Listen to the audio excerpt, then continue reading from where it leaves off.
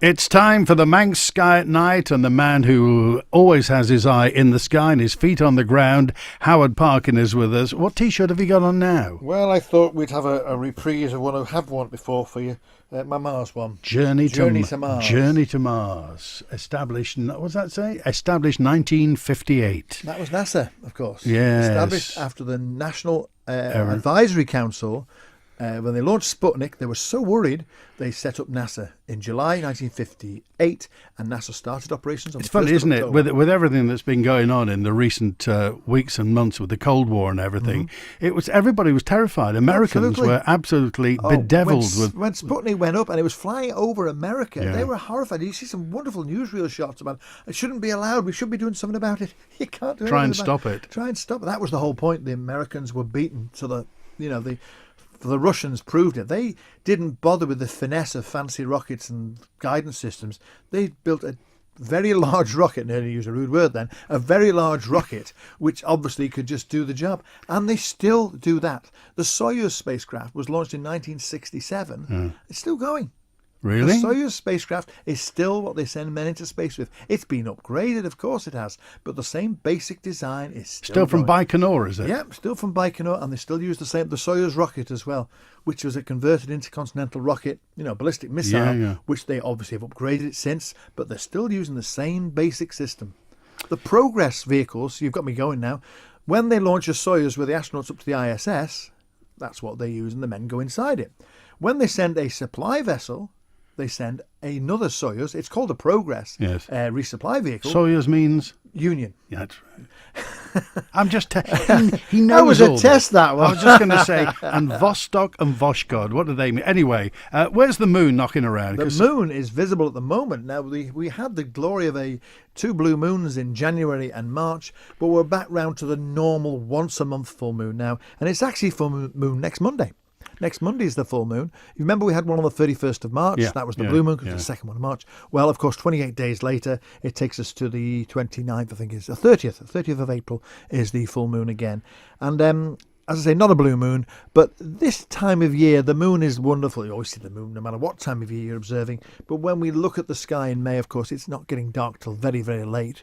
And we don't get to see the stars. Well, I was going to say that. I mean, we're out of season now, aren't we? are. Lighter We will. nights. Once we get to early May, which is obviously in a couple of weeks' time, we actually have a spell where astronomical twilight doesn't end.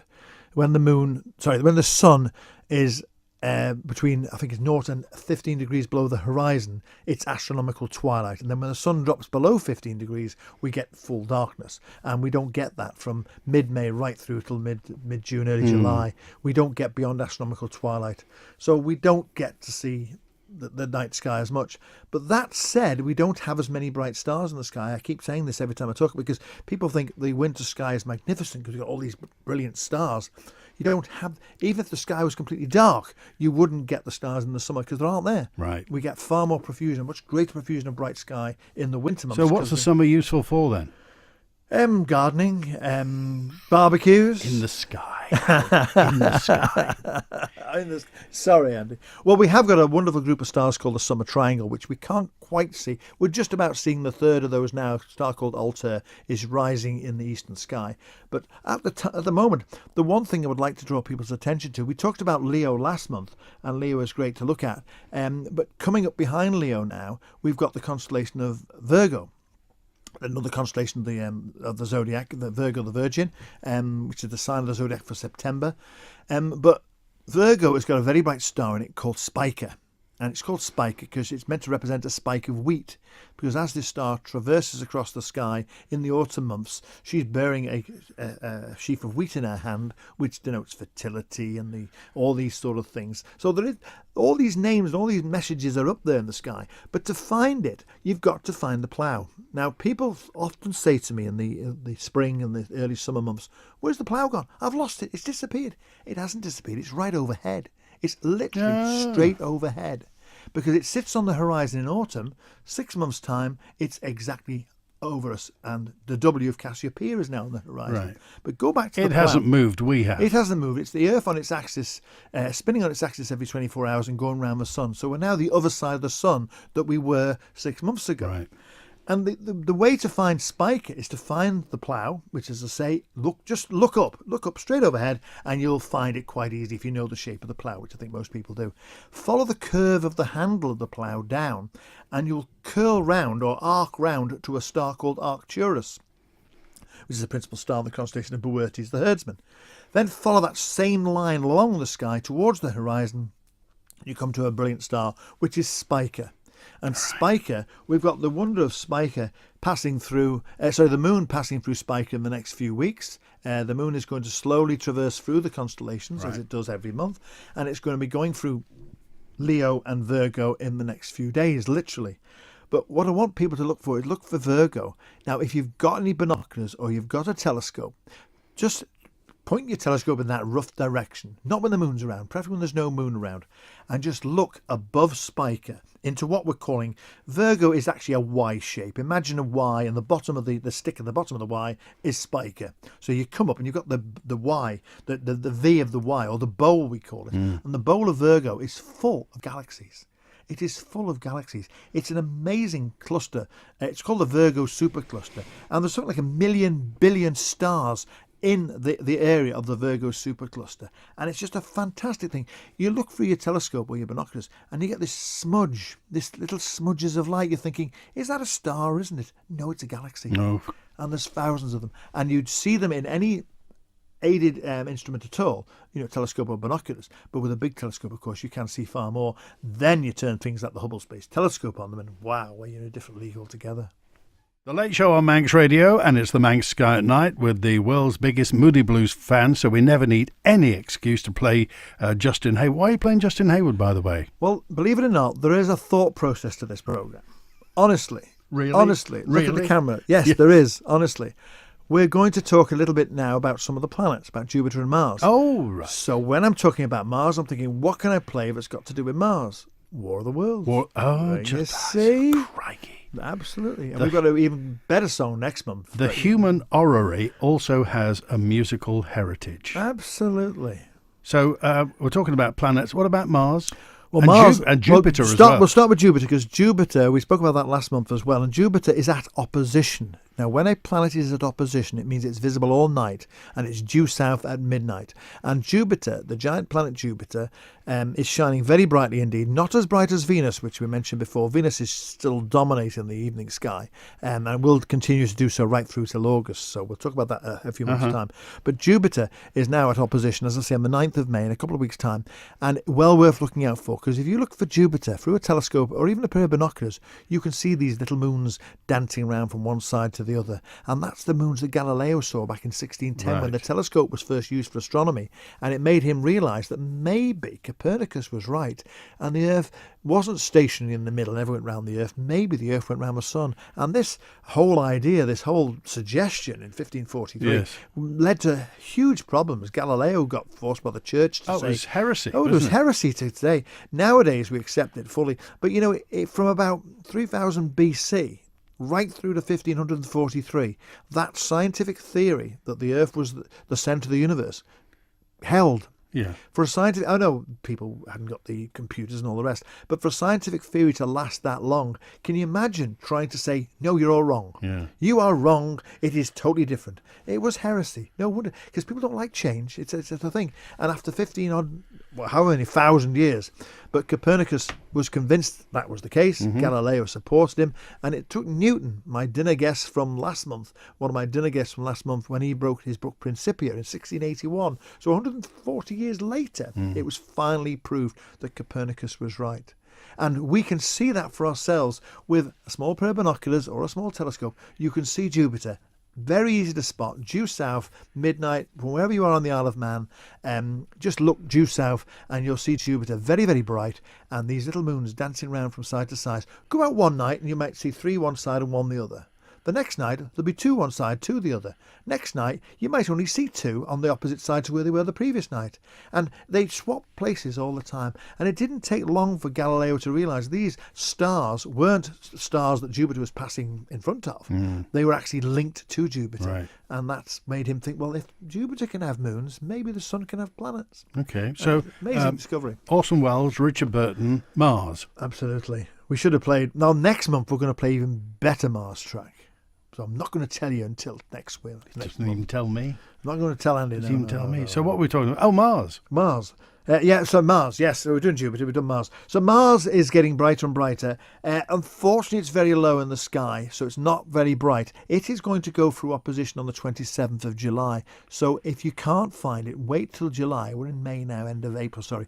When we get in a couple of months' time, again, due south, you'll see a star in the sky, very bright, distinctively red in colour. That's going to be Mars. And we can find it now, as I say, if you start looking around midnight, that sort of time, it's rising in the east around midnight, and it's very easy to spot, as I say, because of its red colour, although it's very low down. So telescopically, it's not going to be very good because it's going to be very wobbly in a decent telescope. You're not going to get the clarity we'd like. But, of course, Mars is going to be... You heard it first on Manx Radio, people. Remember that. You heard it first on Manx Radio. What? There is a launch of a new Mars probe being launched between the launch date starts, the launch window we call it, starts on the 5th of May. Right. And the 5th of May will Where's be... it going from? It's going from Vandenberg. It's actually going from the United States Vandenberg Air Force California, Base in isn't it? California. Yeah. First ever interplanetary spacecraft being launched from the west coast of America, not from Kennedy. And I don't quite know why they're doing that. Maybe they built it. Is it called Kennedy? Is it called Canaveral now? It's the Kennedy Space Center. Is it? Based in Cape Canaveral. Oh, it's not Cape Kennedy anymore. No, it's not Cape Cape Canaveral. Kennedy. It's the Kennedy Space Center at Cape Canaveral, to be precise. Crikey. Anyway, Vandenberg. Vandenberg is in Northern California, and they're launching this spacecraft called the InSight probe. The InSight probe is going to Mars, and it's meant to be launched, we hope, on the 5th of May. The launch window is actually open for about a month because Mars takes 2 years to go around the sun, and we only take 1 year. We can only launch to Mars every 2 years, and you get about a month when you can do it. Now, this year, the only probe going to Mars in 18. I had to think for a second. 2018, sorry about that. He knows all about the planets, just don't doesn't know know the what date. year it is. But 2020, there's about 5 different nations launching spacecraft to Mars.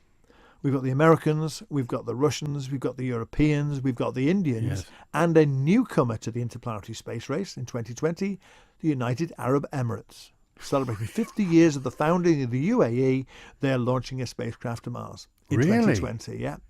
It's not been broadcast. It's not oil powered, is it? I think it might be. It's not that steam-powered rocket. The guy who thinks the Earth's flat and he's using a steam-powered rocket. Oh, bless him. We won't talk So about what are they him. going to do? I mean, what do these probes actually Well, this do? particular probe is the first time they're sending a probe to Mars. It's going to land, soft land on Mars. That's the plan. I mean, obviously, it's a very tricky operation. Of all the probes that have gone to Mars, over half of them have failed. It is not as easy to get to Mars as people think, and they do fail, and hopefully this one won't. But if it does land successfully, it's actually got a drill, and it's actually going to drill into the Martian surface and get rock samples, not so much samples that we can analyse, but it's going to have probes on the end of the drill Right. that can penetrate the surface and tell us a little bit about the interior of Mars, because the theory is that Mars had an atmosphere many years ago, had oceans, but they think therefore there is a heat source in the core, and obviously it's not as hot as the Earth. It's a lot smaller than the Earth. It's half the size of the Earth. But the fact that if it has got similar conditions to it, even be it smaller, it shows that it's evolved to the state where it lost its atmosphere because of whatever. And this is all part of the process of exploring more about Mars and learning more about it until we finally go there. And as my T-shirt shows, Journey to Mars. the journey to Mars is now an established NASA goal. It was established some years ago now. You'll notice whenever NASA have a TV video, out on YouTube or wherever you might watch it, they always say, they'll talk about the probe and it'll say, on our journey to Mars. And that's the slogan, the journey to Mars. Now, first of all, it was a suborbital hop. It wasn't an orbit, because the first man in orbit was Glenn. No. Oh, sorry. First American in space was Glenn, John but Glenn, of course the first American in space was Alan Shepard. Alan Shepard. And he was launched. An anniversary of his launch comes up on the 5th of May. 5th of May, obviously every year is the anniversary of his launch. And he was launched in 1962 it And was. he came to the Isle of Man And he came to the Isle of Man. I'm wrong, it was 61. He came to the Isle of Man in 1986. He attended Robert Sangster's birthday party at the nunnery.